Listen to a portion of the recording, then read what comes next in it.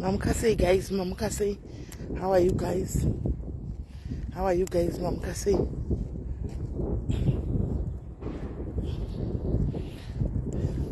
Mamukase. Magi zvakaoma. Kushawa kana nguva yekuita zvefoni shamwari. Ma long shifts. Kushawa kana nguva yekuita zvefoni wena. Kuishaya nguva yekuita zvemafoni zvachose ma long shifts ai. Pakaipa. Pakaipa. Mamukase guys, Mamukase. How are you this morning? Mamukase. Kufoma tiwe nyika. Mamukase. Ndipinde mchimbo. Hamuna vanhu. Nasi Saturday. Apa kuri kunaya kufuna. Nasi Saturday saka vanhu vakawanda havaendi kumabasa. Ndikutoenda izvozvilia. I'm even going there. Oh.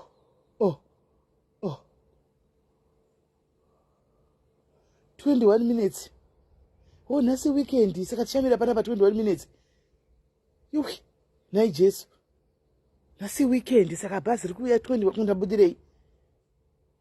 Saka muneni pano kusvika 21 minutes. 21 ikati 28 minutes. Kusvika 28 minutes dzakwana. Hey guys. Ndosaka pasina vanhu 28 minutes takamira pano. Tichimirira pasi. Anyway, tinomira. 28 minutes kubva iko zvine nguva tinonoki kubasa ipapa.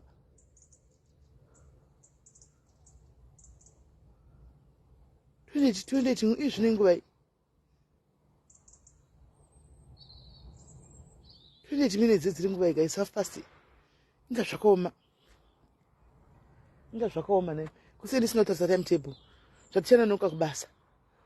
Because kunonoka kubasa it's a no. Haifangi kutomboitika. It's a no. Kunonoka kubasa zviti. Hanzi you need a car. Miriam, very soon, my sister. Iyo mota autononoki. Ni mota autononoki. Autononoki ere. Uningo kutomuka eli ungoti.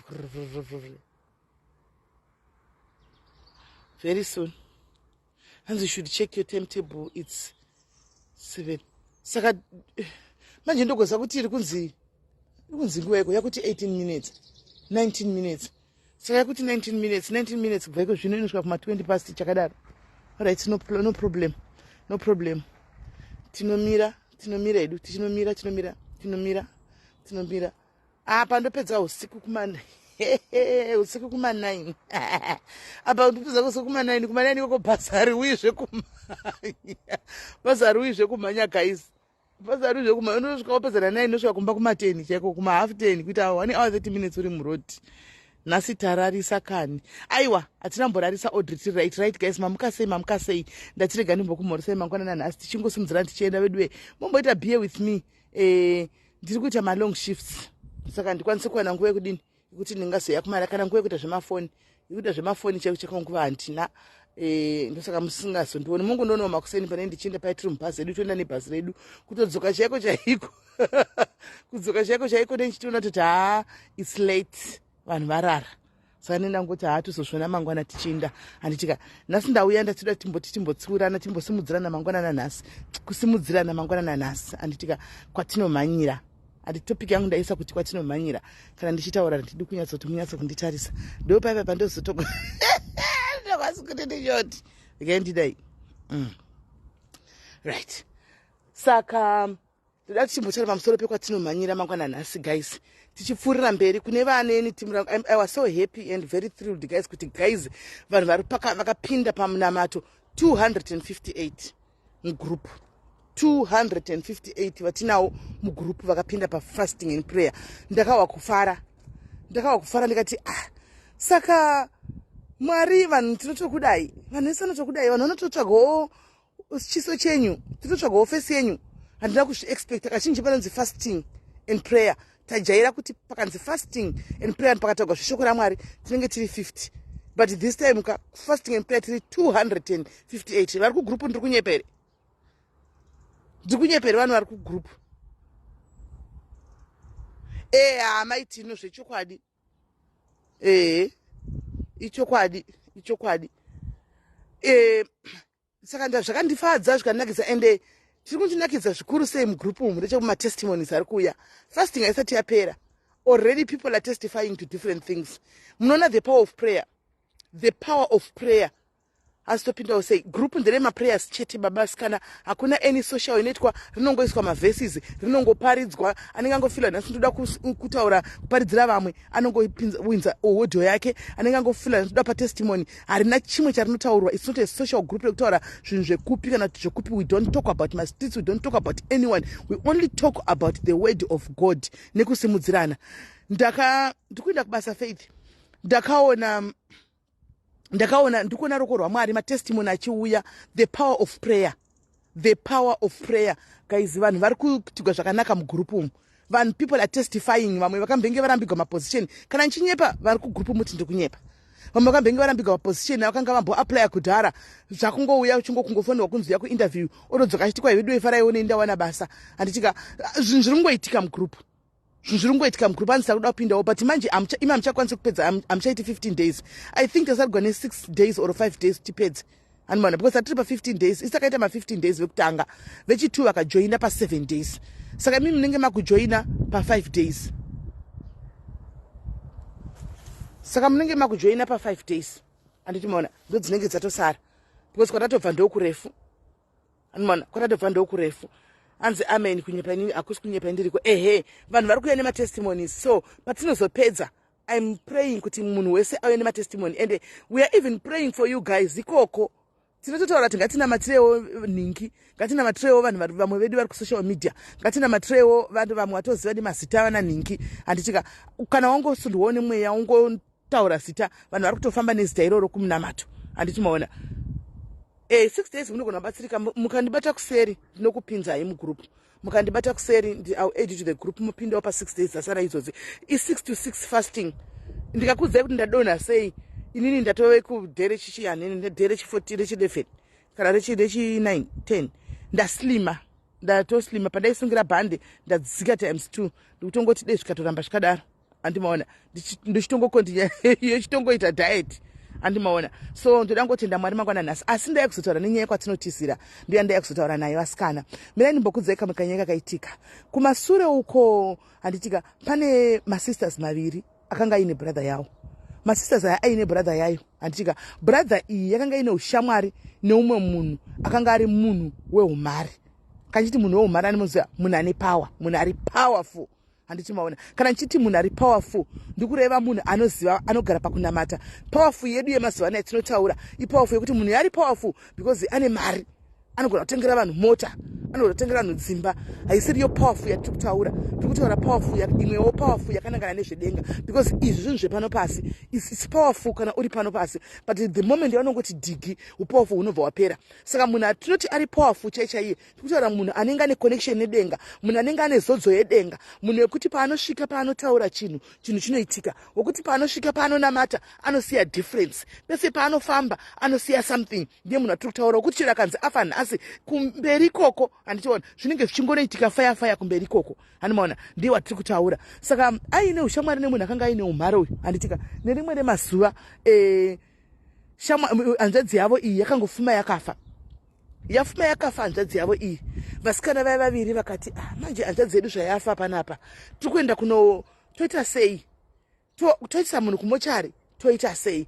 But kune imwe sister yachona fungo yakauya yekuti what if tikaenda kune shamwari yebrother yedu tinomudza kuti ndo zvaitika pano, kuti hanzvadzi yedu yafa. Hanawo here zvanogona kuchitira, because vakanga vachitoona kuti makanga muine anointing yakanga irimo mumunhu ushu. Yanga isiri shamwari yavo, yanga iri shamwari yanzvadzi yavo, but vaitoziva kuti mune kamwe kakubwinya kanga karimo mumunhu ushu.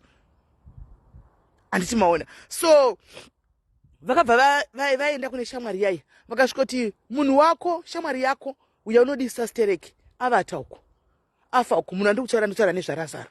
Handitika nana Martha sisi vake. Handiti hanzi Maria naMarita vakaenda vakati munhu waunodisawo kuna Jesu afa. Handiti Jesu akati aiwa kufa hana, akavata ndiri kuuya. Vakati unogotsa akavata sei munhu uyu afa.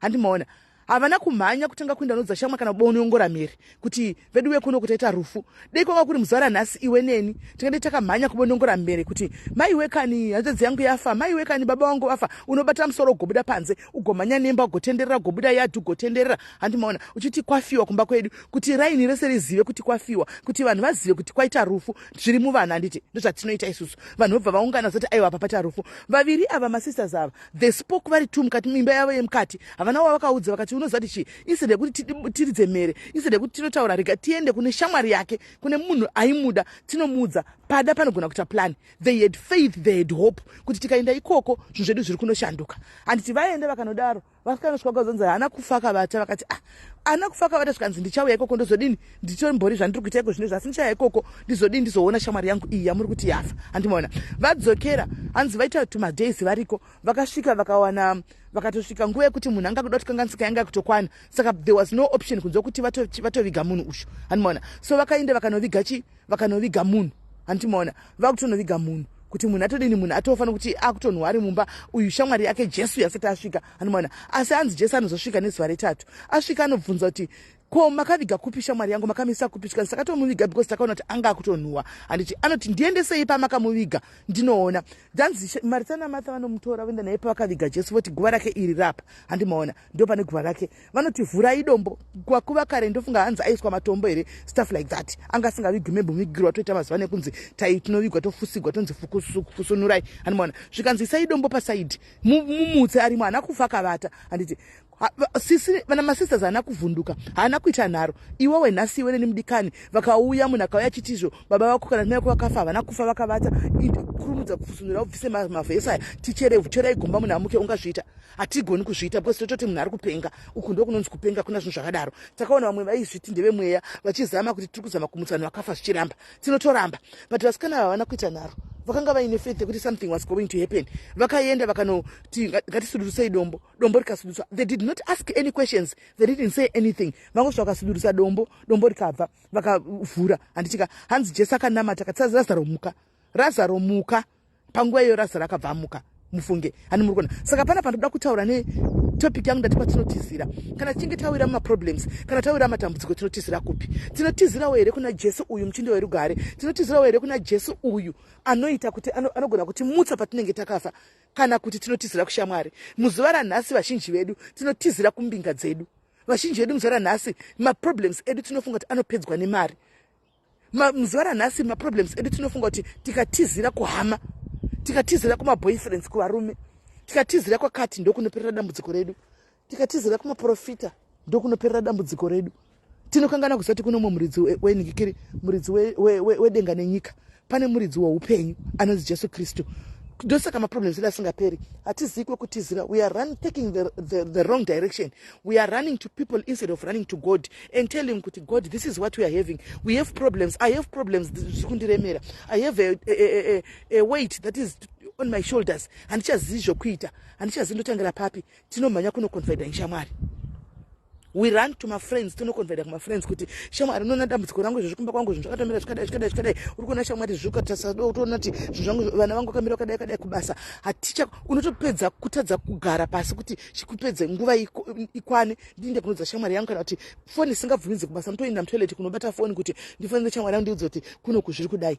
Hatichaziko kutizira. Tiri kumhanya kupi nemaproblems edu? Where are we taking our problems to? Tiri kuenda kupi? Toda kuti titore nhasi example yaMartha naMarita. Mushure mekunge zvinhu zvaoma, zvinhu zvaitika, kuoma kwekuti kwete kuoma kuti zvinhu zvakaoma vachifamba vari vapenyu. Aiwa, pekuti yanga iri nguva yerufu, vanga vafirwa, panga pasisina pekutangira, vanga vasingazaziko kuenda, vakatizira kuna Jesu. Handitika ende mukatarisa kuti nemhaka yei vakatizira kuna Jesu. Uyu mufi uyu Razaro akanga ine personal relationship naMwari. He had a personal relationship na God, na Jesus. So when whatever happened, shamwari vanasisa cho vaitozviziva kuti uyu ane ukama wakanaka na Jesu. Rega tinde tinomudza kuti shamwari yako yafa kunoku. Handimaona nhasi personal relationship yedu tinani? Who is our tinoti tine personal relationship naye ndiani? Hatichisina personal relationship na Mwari. Hatina personal relationship nezvinhu zvinotisidza kuti ticonnecte padhuze naMwari. Tine personal relationship nezvinhu zvenyika. Ndiri kunyepa here. Tese zvedu personal relationship yedu iri pazvinhu zvenyika. Personal relationship yedu iri pafoni. Pafoni, what are we doing? Pafoni tiri busy kutsvaga zvinhu zvisingatipi pundutso. Tiri busy kutsvaga zvinhu zvisingatipi upenyu. Ndokwatakatiza nepersonal relationship yedu. Hatichazivi ukama naMwari kuti Mwari chaivo chavada kuti tinenge kupi vatete. Aino kuti zvesoko raMwari zvinobhowa.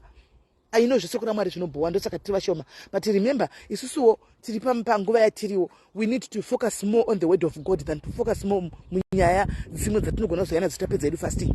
Saka pardon me pane vari vachabhoikana nokuti vazhinji mukatasa manhamba edu anokwira kudai odona because panongonzwa patagwa nezvaJesu vanobva vanenge vachifunga kuti pane nyaya iripo inonakidza. Zvinhu zvekwamwari hazvinakidzi. Handimaona zvinenge zvichitaurwa. Tiri panguva yatiriwa, we want to focus nezveMwari. Saka tiri kutofamba necontent yezvekwamwari nokuti tiri kuitawo zvekwamwari. Tine zvatiri kutsvaga, tine zvatiri kuvavarira, tine kwatiri kutizira. Animona tiri kutsvagawo personal relationship iyi yakanga ina Lazarus naJesu, ndo yatiri kutsvagawo. We are looking for that personal relationship. So vadikani nhasi ndirangu yati ndikukurudzirei kuti shamwari yako ngaive Mwari wako. Shamwari yako ndainje. Makamboona kuti ukaudza Mwari maproblems ako havakunyadzise. Ukaudza Mwari maproblems ako havafambi nawo. Havambofambi nemaproblems ako Mwari vachidza vanhu vese kuti muri kuona ningikiri uyu akazouya akachema kwandiri akati zvinhu zvangu zvazodai, akambouya akachema kwandiri akati basa rapera, akambouya akachema kwandiri akati imba yaparara. Haambodaro. Mwari vanochengeta dambudziko rako. Mwari ndakuudza ingati pamunochema makamira panzvimbo, Mwari vanochema newe. Paunochema wakamira panzvimbo, Mwari vanopukutira misodzi yako. Vanopukutira misodzi yako because vanoziva kwauri kuchemera. You are not hausi kuchemera mu wrong places. Mamwe vedu tasvika pa extend yekuti takwenda kunochemera kune mamwe beliefs akasiyana siyana. Kunogwadama pasi, kunotanga wavevugwamisana wese unyora, kunotanga wapiwa zvekugeza ndizvo zvinonhuhwa. Kune vamwe vekuti itina vanovimba zvinhu zvokuti uchipinda muteleti abva kugeza iye hamupindiki. Because munenge muchinhuhwa zvinhu zvakasiyana siyana muteleti mishonga yakasiyana siyana. I am not saying belief yako yakaipa antika but basi rauya beta. Ngatizireko kutizira. Ngatizireko kutizira. Utiziro hwedu ndiMwari. Hatina chimwe chitiziro chatinacho. Hatina mamwe madziro atinawo. Madziro edu ndi Jehovah. Protection yedu ndi Jehovah.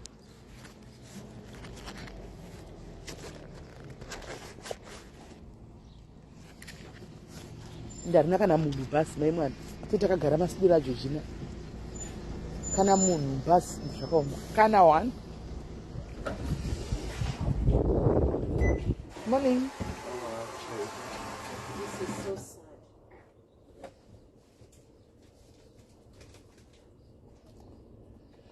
Imagine at the end of this opportunity, he just wants to run away.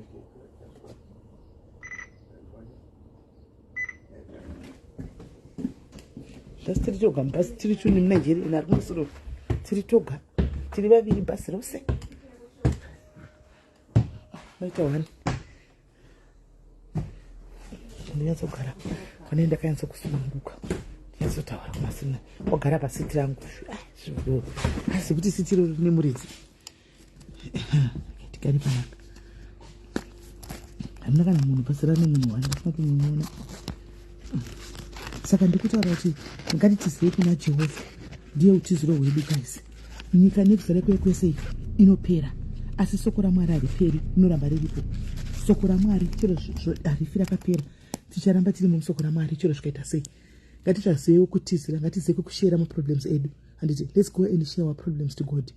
Anditi let's go and share our problems to God. Ukaudza Mwari maproblems ako anoansiwa. Mwari havarambi vakanyarara guys, I always tell you. Mwari havarambi vakanyarara. Mwari vanopindura. Chero zvikatora nguva yakareba zvakadini, Mwari vanopindura. Mwari vanorivhesa macases. Mwari vanorivhesa. Problem yatinayo sevanhu, tinofunga kuti nekuti ndakambotadza, ndakambohura, ndakamboba, ndakambouraya, saka ndikadzokera kuna Mwari kuno wakaita sesatidiwi. Mangwana nhasi mudika ndati ndikuudze, andika there is no condemnation to those who are in Christ. There is no condemnation to those who are in Christ. Anzi uyai mese makaneta makaremerwa. Uyai mese nyange zvinhu zvako zvakatsvuka semucheka mutsvuku, zvichachenesa semasai echando. Munhu akaneta iwe unotozvizivira pachako kuti wakaneta. Utozvizivira pachako kuti waneta, wafamba munyika, watenderera, waenda, wabuda kuchipinge, wabuda kwamutare, wabuda kupi, chiri kuitika hapana. Utozvizivira. Chiri kuitika ngati mupenyu wako hapana. Wazama, wafamba kwese, wadi kumboedzawo mudikani. Wadi kumboedzawo personal relationship yako naMwari. Zvakaoma zvakadaro. Umbotsvagawo personal relationship yako naMwari. Umboudzawo, kumbonoudzawo, umboziva kunoudza maproblems ako. kwete kungomhanya kungoudza maproblems ako kuti ndichanoudza shamwari yangu maproblems, ndichanoudza nhingi maproblems. Tiri vanhu venyama tinokangamwa. Tinomuka mangwana takafafadza maproblems ako. Tinofamba mangwana takafamba kuno kunyeya. Zviri matiri tiri vanhu chedu chisu chatogona kunyeyana. Chatogona kuitirana makuwa. Chatinogona hatigoni kunamatirana. When is the last time wakambofugama pasi uchinamatirana umwe munhu uchi rega ndimbonamatirana ningi? Rega ndimbosumuka ndimbonamatirana ningi? When is the last time wakambonamatirana umwe munhu? Hapana. When is the last time wakambozvinamatira iwewe pachezvako? Ndauya kuzokusimudzira mudikani musara nhasi. Zuva ranoti ndakambonamata ndichizvinamatira inini vamwe venyu kwato yemakore hamuzivi. Munorarama kunge mbudzi, unorarama kunge wakazvisika, unorarama kunge iwe ndione control youpenyu hwako. Mudikani, you don't have a control over your life. There is somebody who looks upon your life. There is somebody who knows. I always tell you guys that this life yatikurarama, it's a drama. And it's a script. Script munoziva chinonzi script kune vanhu vanoita zvokuacta. Andika uchisvika paunoenda kwauri kuenda unoacta kwacho unopiwa script yekunzi verenga zviri apa. Ndo pati yako yaunenge uchiacta iyi. Uchaacta wodai wozobuda wakadai wobata ruoko moita somufamba pamodai muchitorwa nemakamera. Ndo upenyu hwatikurarama nhasi. Upenyu hwedu hwakanyorwa kudhara. Tiri kuacta script. Chedu isusu kungomuka makuseni uchizati ndimangwana unotoplana ndichabuda ndodai. And asi sometimes when you go plan zvinogona kupedza kuitika because it's a script, it's an act yakurarama inogona ngochinjwa in the middle pakati apa. Kunzonga chungwa kumunda wakadai nhasi hauchaindi bhozi uchamuka uchirwara because control life yako hauna. Kune munhu anocontrola life yako. Ngatidzokerei vana pana Mwari vadikani. Ndanga ndizokusimbisa mangwana nhasi. My heart bleeds. Ndogara ndichikudza, we are living in a broken world. The world is broken.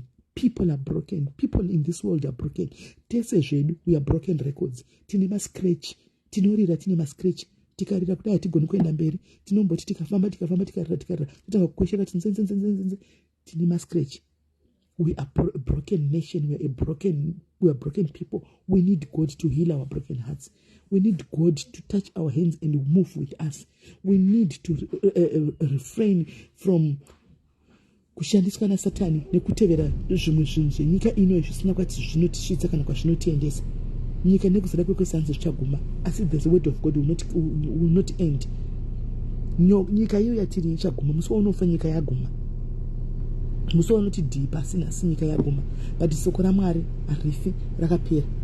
Richange riripo narini takazvagwa riripo. Mukaverenga makore anotogwa kunzi kwai hani 1000 zvikazodai hamheno zvichingoveko iwe neni tichapera. Asi soko raMwari hariperi. Utiziro hwedu ngakuve kuna Mwari. Shield yedu ngaive pane muridzi pana Mwari. Iwewe neni hatingazvikwanisi. Nyika iyi yakatakura kurema. Nyika iyi yakatakura minzwa. Nyika iyi yakatakura matombo. Nyika iyi yakatakura kuyeredzwa. Ine madhemu nenzizi nechizvokuti hatigoni kuti tiyambuke. Zvotoda mumwe munhu kuti atiyambutse. Iye muridzi wedenga nepasi. Nangoti mangwana nhasi ningokuya uchidzere vadikani.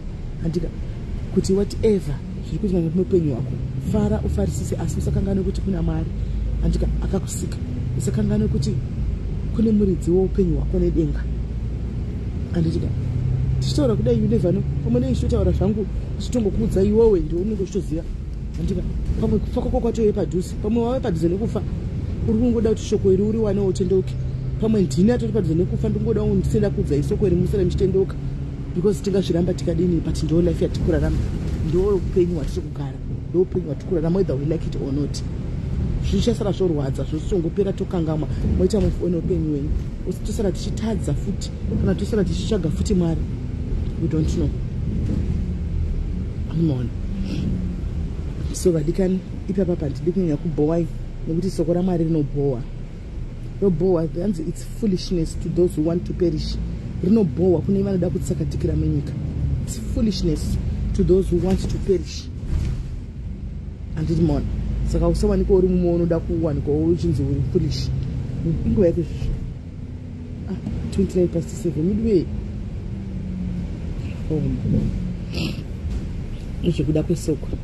Saka vadikani muve neziva rakanaka. Nditika muve neziva rakanaka. And basi kuti tafamba tichimira mamwe zvatichanonoka kubasa. Kuti tafamba tichimira mamwe ari kubasa. Muona saka muve neziva rakanaka stana anditya tichazoya totamba idiko zvino totya kuti tikada kutanga kutamba we lose focus. Unosangana naSatani akatotimirira akatimirira zvekutodaro zvekuti tinongoti uchiti ndodai so obva akubvisa tiri kuzama kusabva pana Mwari panguva ino yatiri kuzama kusabva pana Mwari panguva ino yatiri. Saka Esteresa madhoro kuenda akurova kudai, saka tiri kumboita tibva kubasawo late usiku kutopika kuma extra shifts ekuti tibve basa late kuti tigare tiri pana Mwari. Tinamati mukomana yakuburuka shuwa pasiti rangu gaburuke ndogara ajara paveri papo shuwa ngagara pasiti rangu zvakaoma. Have a blessed day guys. Message yes Maggie kiki zvakaoma. Ndosheya kuti ndashamwari ndogara weka zvichiburuka ndichindawo pasiti pangu rakainenge pasiti pangu. Uyu anobva adzima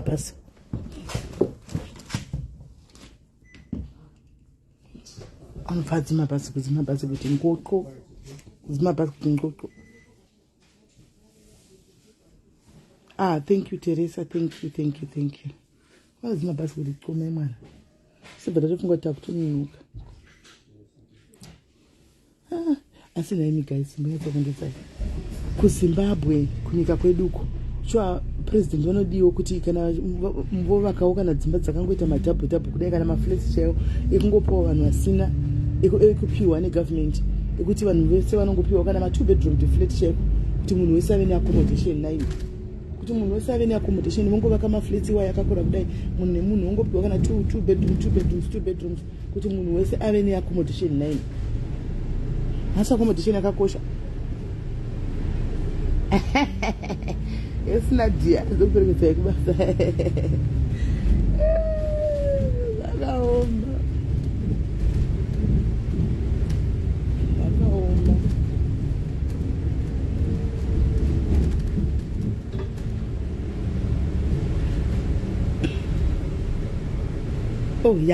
Nezuro ndakanga ndaiudzwa nemwe nezuro ndakaudzwa neumwe one of our diaries guys anoshanda kuhome office uko mukuru kuhome office uko achinditi SIS MELLY kana makuita malife muudze vanhu vahwa nyaya dzemafake marriages idzi hanzi dziri kuwanda, hanzi vanhu vanzwa nekudzosegwa nenyaya dzemafake marriages. Kana muchiuya hanzi zivaiwo manhikiri madetails emumwe wenyu wacho wanenge wakacheta naye kana kuti wakadini, because zvinhu izvi zvava public knowledge kuhome office. Kwai saka vanhu vari kuuya munhu anenge asingambozivi asina kana any information nezvemumwe wake wari kufambira kwanzi vari kubvunza vobvunza kuti naiwe murume wako hanzi chakati chipo chakati hanzi munhu anchakakunda ndama, kwanzi vanhu vahwa nekudzoswa kumashure. Hanzi zvokwamwari zvitori nani pane mazhowezhowe esi chido zvakaoma. Okay Maggie, all right.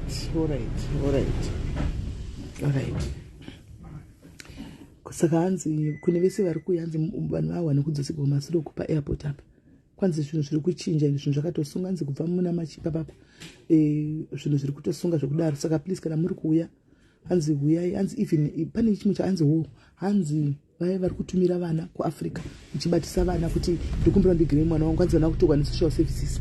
Hani muri kunzwa hanzi vana kutorwa nesocial services. Saka kune wakauya kudhara vari kutuma munhu zvezvokuti unonyora tsamba, hanzi kunonyuka tsamba here kuti ndivigirewo vana vangu, handitika mundigirewo vana vangu, hanzi hazvichadiwi. Handiti hanzi vana vari kutorwa nesocial services, vari kutorwa kuna Nigeria nekune dzimwe nyika vana vari kuitwa child trafficking.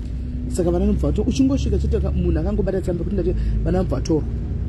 Saka ibvai maziva guys, handitika ibvai maziva, musazoita ndakukudzai, musatumire vanhu tovaine vana venyu. Indonotora mwana wako wega, kune vakauya kudhara vaya, indonotora mwana wako wega uye naye. Ukatumira munhu anotorwa nesocial services havasi kuzvida. Atondudza nezura chitoti ndiudze vanhu, saka ndichatoti handichaudza vanhu, ndichazoudza vanhu hangu pachiita live imwe. Mundirangaridzewo guys, futi ndikuudzawo vamwe nekuti palive ino pane zvinhu zvaMwari, saka panenge pasi vanhu vakawanda.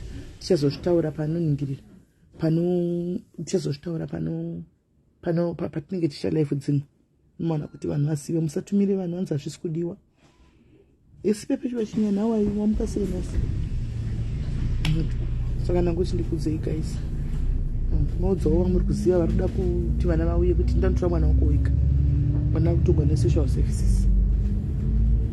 Andimaona mwana kutogwa nesocial services. Hapingi vanhu vanoda drama. Vanoda drama. Ndo broken wandotaura kuti we are broken. Ndo broken wandotaura kuti we are a very broken nation. Tinomhanya kudrama, tinosiya zvinhu zvakamwari kuno upenyu.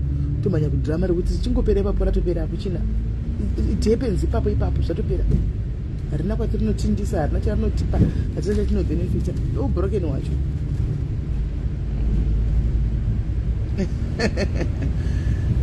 Zvakaoma. Saka guys, muve nezuva rakanaka nditi. Muve nezuva rakanaka. Kuti muchakunyepera tuka nhasi ndodzoka palife. That would be a lie guys. That would be a lie. Ndinotopedza late kuma 9 manheru. Kutanga na 8 ndopedza kuma 9. Ndopedza ka 9 Africa ninge zvatoi kuma 11.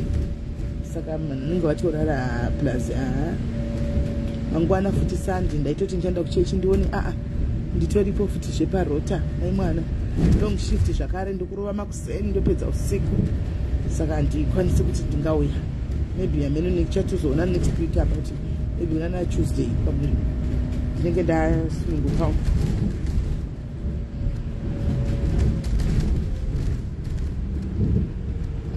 Saka muve nezuva rakanaka guys, andika muve nezuva rakanaka, muchengetedzwe naMwari.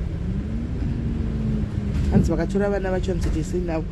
I don't know, handisivi hangu munhu anenge akaronga sei maplans ake. I don't know. Munhu anenge akaronga pamwe anenge pamwe anenge achiisa zvanenge achida kuita. Unenge ada kugara nevana vake ndomupesha. Iwe wakasiya Zimbabwe rewe vana vako ndomupesha. Unenge ada kugara nevana vake. Handiti tinokurudzira kuti munhu famba nevana vako ukasiya vana vanoabhisa kuZimbabwe. Saka munhu anenge achiti zvona nditambura nevana vangu. Anenge plani pamwaka wani unenge ane vanhu vanosara nemwana wachona kana zvanenge akawana kupisa vana madheike ukwane unenge ane mari yacho tingasiyi homwe dzevanhu. Amen. Amen.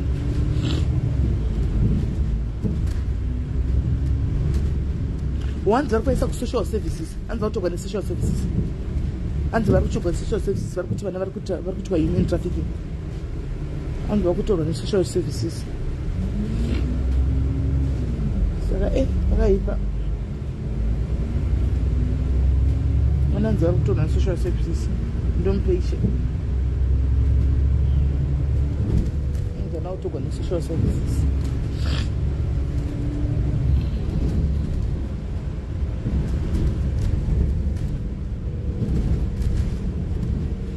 Makutoziva rodi kai tikadai tokona apa tikabva apa tokona apa tikabva apa tokona apa makutoziva rodi kai. Saka shirika indicate guys, I'll talk to you later. Mweneza rakanaka musakanga nokunamata mutinamatirewo munamatiro vamwe handitika carry my cross, I'll carry your cross. Magi iwe apa last week ndakaenda ndione neziro nditi apa ndaiwa so happy nditi anaenda kuchechi ndawana chechi. This week next week ndione this week ndiripo, next week futi zvinde ndiri kubasa ndikati naye Mwari. Saka pakaipa. But anyway, tichaita chechi yedu pano pasocial media, tichavhura online service pano ndipo tichanamatira ipo pano. Hatizoregi kunatifi takabva kunamata Mwari nokuti kuchechi hatisikwanisa kuenda tichanamata pano. Tinonamata pano. Zvakaoma kudaro. Tonamata pano. There's always plan B. So guys, musore zvakanaka nditika bye bye.